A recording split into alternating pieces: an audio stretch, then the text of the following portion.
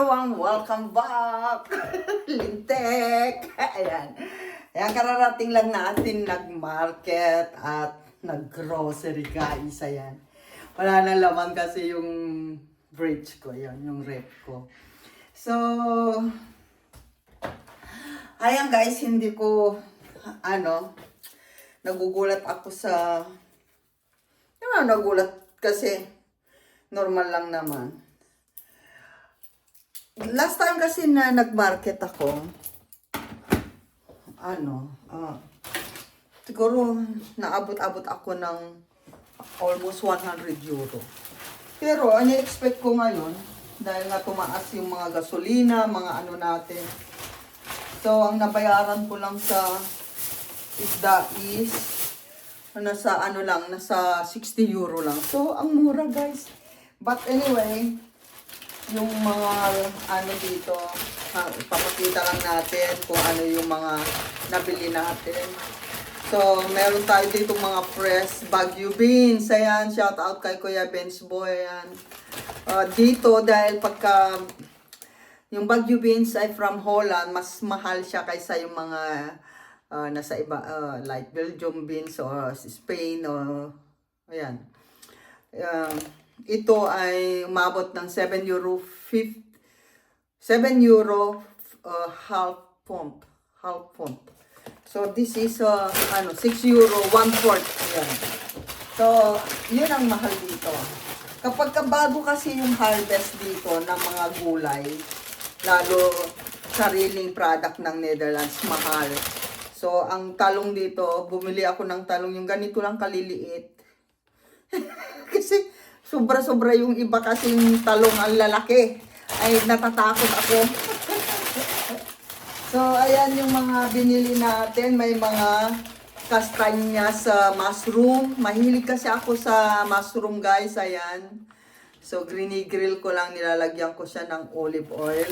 Ayan, okay na yan.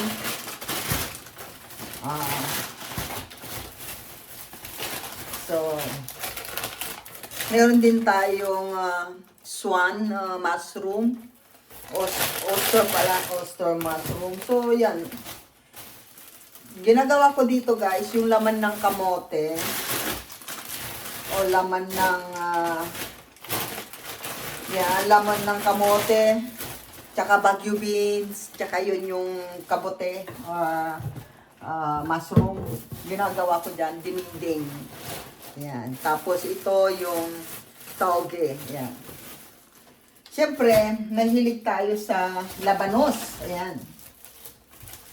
May cauliflower tayo. Itong cauliflower ay from Netherlands din. Tulad ng sabi ko guys, kapag bagong harvest dito ng gulay, mahal. Hindi dahil sa tumaas yung mga gasolina o whatever. Walang epekto yun. Basta, bago pong harvest dito, expect mo na mahal po yung mga gulay.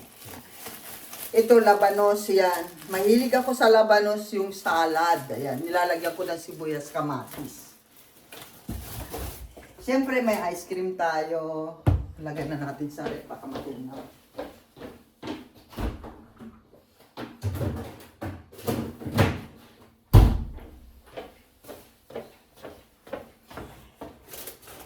May egg. Ayan. Ito po yung grocery natin. Pakita ko na lang para hindi natin maisa-isa. Kasi gusto ko makita nyo yung isda ko para surprise. Ayan. May egg. Mayroon tayong yogurt. Mayroon tayong tokwa. Ayan. Mayroon tayong beef stock. Mamaya papakita ko paano mag-marinate nyan. And olive oil. Ayan. Mahilig din ang sa olive oil sa mga Siyempre, yung parang pinaka-skyflex natin dito. Smoothie. Yan. Yan po yung grocery natin. So, ang papakita natin ay yung mga isda natin, guys. So, babalik tayo. Wait lang. Bago tayo mag-shoutout. Ayan. Meron pa pala tayong nabiling watermelon. Ang laki, ang haba. Pero tignan na, kasi first time kong bumili ng watermelon na ganito, yung pahaba yung pakwan. Na-miss ko tuloy yung pakwan sa Pangasinan. Shout out kay Jeffrey Sibokaw. Ayan, Jepay, shout out. Ayan, titikman ko ito kung gaano kasarap yung watermelon dito kaysa sa Pangasinan. So, dyan natin yan. Ano yan? So, gusto ko pakita sa inyo yung nabili natin sa market na isda. Nakakatuwang bumili. So, wow. Kikita nyo guys. Tanggal natin sila sa plastic. This time, hindi ako bumili ng pusit. Kasi nagsawa na ako sa pusit. So, ito ay yung isda naman yung ating ano. Nakikita nyo ba?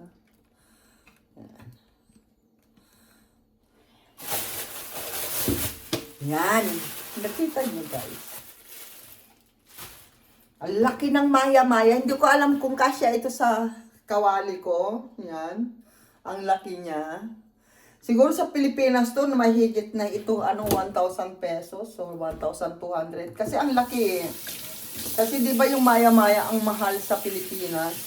So, gusto ko siyang i-steam. Di ba? I-steam natin. So, ayan. So, patuluin natin para ano. Diyan na lang. Diyan na lang siya.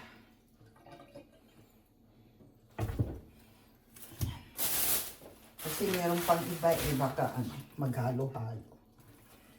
Laki niya, di ba? Sorry guys, yung ating camera.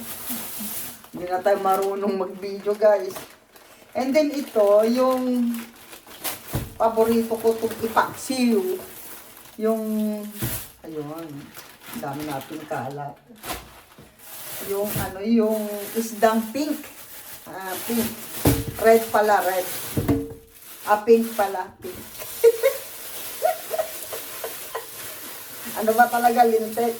Ito red. Ito pink. O, diba? Yan. Gusto ko itong isda na to, yung pinaksiw.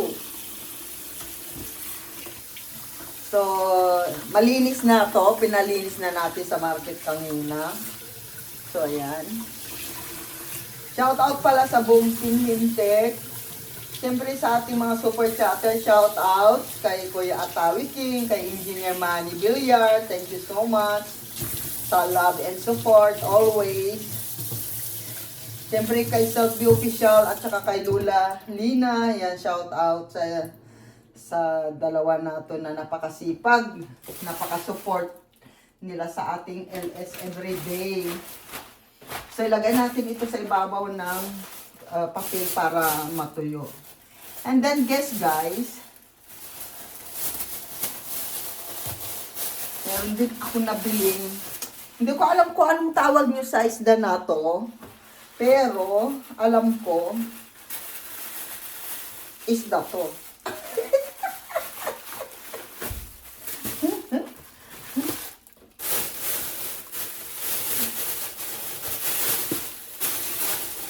Ito guys, oh. Yan.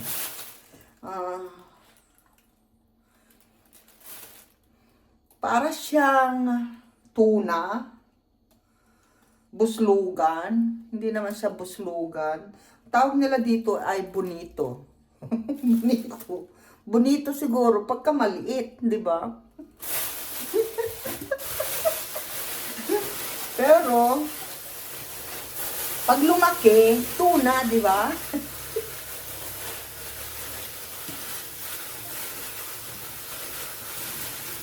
Tanggalin natin yung mga dugo-dugo ng isda kasi ang lansa guys. Pag ilagay mo ito sa basurahan, naku po, mga amoy talaga, mga amoy talaga yung basurahan ni Lindsay.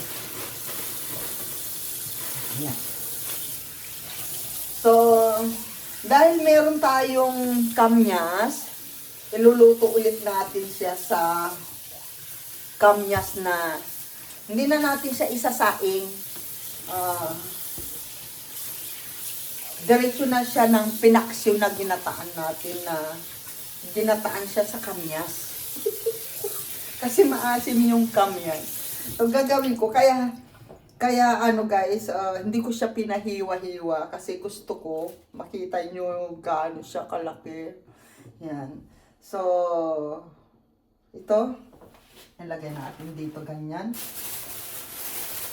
At guys, yung ating, ito guys yung binayaran ko. Ang total ay mag 70 euro rin pala ito guys. 70 euro din. Not so bad kasi diba, sa market kasi mas mura ang isda kaysa yung binibilhan ko ng isda na normally yung fish vendor dito. Yung fish handle kung tawagin nila dito. Fish handle doon ka makakabili na ng fried na isda, yan. Ready to eat, ganon. Mahal doon. Pagka bumili kayo ng fresh na, doon kasi ako bumibili ng fresh salmon, yung naka-fillet, ganon. Yung fillet na siya. Yung fillet na siya, tapos, yung katulad ko na, huwag ka na magluto, ganon. Bili ka na lang doon, kumain ka na, pwede naman kumain doon. So, itong galunggong, hindi siya galunggong, matambaka siya guys, matambaka ito. You see, look. Yan, masarap siyang iprito. Yan. Prito, paksi, whatever you want, pwede ito. Basta alam ko ito, masarap siyang ipaksiw at saka prito lang. Yan.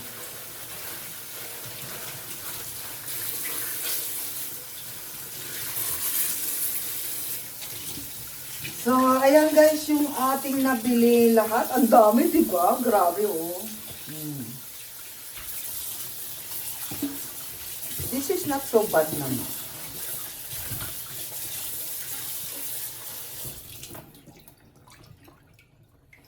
Oh, di ba?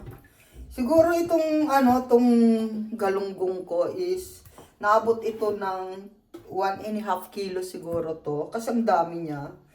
Yan. So, not so bad naman, nabili ko ng 70 euro. So, that's okay. That's all guys. And siyempre, thank you so much and shout out sa buong Team Lintek. I love you all guys.